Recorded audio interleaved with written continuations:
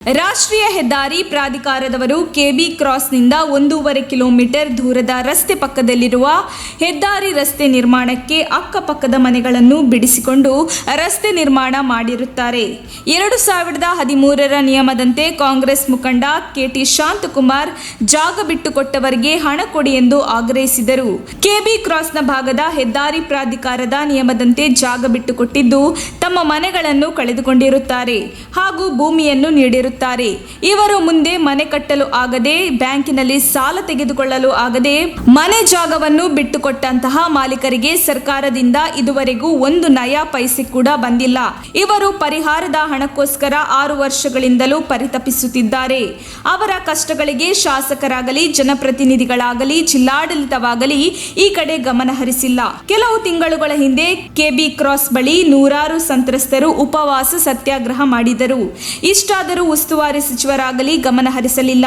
ಹೀಗೆ ಮುಂದುವರೆದರೆ ಟೋಲ್ ಕಟ್ಟಡವನ್ನು ಕಟ್ಟುವುದಕ್ಕೆ ಬಿಡಲ್ಲ, ಟೋಲ್ ಸಂಗ್ರಹ ಮಾಡಲು ಬಿಡಲ್ಲ ಎಂದು ಸಮಾಜ ಸೇವಕ ಕಾಂಗ್ರೆಸ್ ಮುಖಂಡ ಕೆಟಿ ಶಾಂತಕುಮಾರ್ ಮತ್ತು ಅವರ ಬೆಂಬಲಿಗರು ಸರ್ಕಾರವನ್ನು ಒತ್ತಾಯಿಸಿದರು.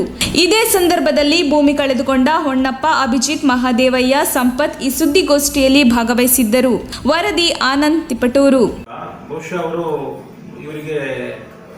ಅವರಿಗೆ ನೆಕ್ಸ್ಟ್ ಫೈನಲ್ ನೋಟಿಫಿಕೇಶನ್ ಮಾಡಿ ಆ ಜಾಗದ ಒಂದು ವ್ಯಾಲ್ಯೂಯೇಷನ್ ಮಾಡಿಸಿ ಒಂದು ಪರಿಹಾರಕ್ಕೆ ಒಂದು ನೋಟಿಸ್ ಕೊಡಬೇಕಾಗುತ್ತೆ.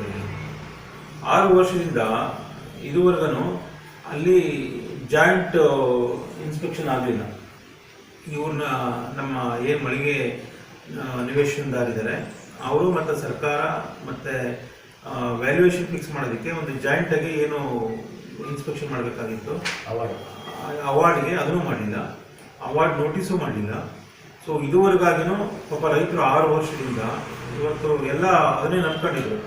ಇವತ್ತು ಅದನ್ನೇ ಜೀವನ ಇವರು ರೂಪಿಸೋದೇ ಅಲ್ಲಿರೋ ಒಂದು ನಿವೇಶನಗಳು. ಯಾಕೆಂದರೆ ಇವರೆಲ್ಲ ಮಳಿಗೆಗಳಿದ್ದಾವೆ, ಆಮೇಲೆ ಹಲವಾರು ಇವರು ನಿವೇಶನಗಳಿದ್ದಾವೆ. ಸೊ ಹೀಗಾಗಿ 6 ವರ್ಷದಿಂದ ಇವರಿಗೆ ಯಾವುದೇ ಉತ್ತರ ಇಲ್ಲ. ಬಹುಶಃ 6 ವರ್ಷದಿಂದ ನಿರಂತರವಾಗಿ ಈ ಒಂದು ಕೆವಿ ಕ್ರಾಸ್ನ ಇವತ್ತು ಬಹುಶಃ 10 ಜನ ಬಂದಿದ್ದಾರೆ ಅದನ್ನು ಪ್ರತಿನಿಧಿಸೋದಕ್ಕೆ. ಇವತ್ತು ಒಂದು 120 ರೈತರುಗಳು ಬರಬೇಕಾಗಿತ್ತು. ಅವರು ನಾವು ಅಲ್ಲೇ ಧರಣಿ ನೆಕ್ಸ್ಟ್ ಇನ್ನೊಂದು ದೊಡ್ಡ ಮಟ್ಟದಲ್ಲಿ ಧರಣಿ ಮಾಡ್ಬೇಕಾದ್ರೆ ನಾವೆಲ್ಲ ಸೇರ್ಕೊಂಡು ಮಾಡೋಣ ಅಂತ ಒಂದು ತೀರ್ಮಾನದಲ್ಲಿ ಇವತ್ತೊಂದು 6 ಜನ ಸಾಂಕೇತಿಕವಾಗಿ ಇವತ್ತು ಬಂದಿದ್ದಾರೆ. ಸೊ ಏನಾಗಿದೆ ಅಂದರೆ ನಿರಂತರವಾಗಿ ಇವರು ನಮ್ಮ ಏನೊಂದು JD ಇದ್ದಾರೆ, PD ಪ್ರಾಜೆಕ್ಟ್ ಡೈರೆಕ್ಟ್ರು, ಅವ್ರನ್ನ ನಿರಂತರವಾಗಿ ಅಪ್ರೋಚ್ ಮಾಡ್ತಾ ಇದ್ದಾರೆ. ಒಂದು 3 ವರ್ಷದಿಂದ ವಿಳಂಬ ಆಗಿದೆ.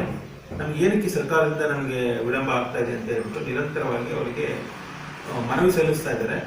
ಮನವಿಗೆ ಯಾರೂ ಸ್ಪಂದಿಸ್ತಾ ಇಲ್ಲ. ನಾವೀಗಾಗಲೇ ಅದ್ರ ಬಗ್ಗೆ ಪ್ರತಿಭಟನೆಯೂ ಮಾಡಿದ್ವಿ.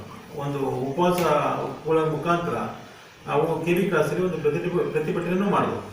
ಬಹುಶಃ ಅವತ್ತು DC ಅವರು, ನನಗೆ ಗೊತ್ತಿರೋ ಮಾಹಿತಿ ಪ್ರಕಾರ DC ಅವರು ಮತ್ತು SP ಅವರು ನಮ್ಮ PDಗೆ ಕರೆದು ಮಾಹಿತಿ ಕೊಟ್ಟಿದ್ದಾರೆ.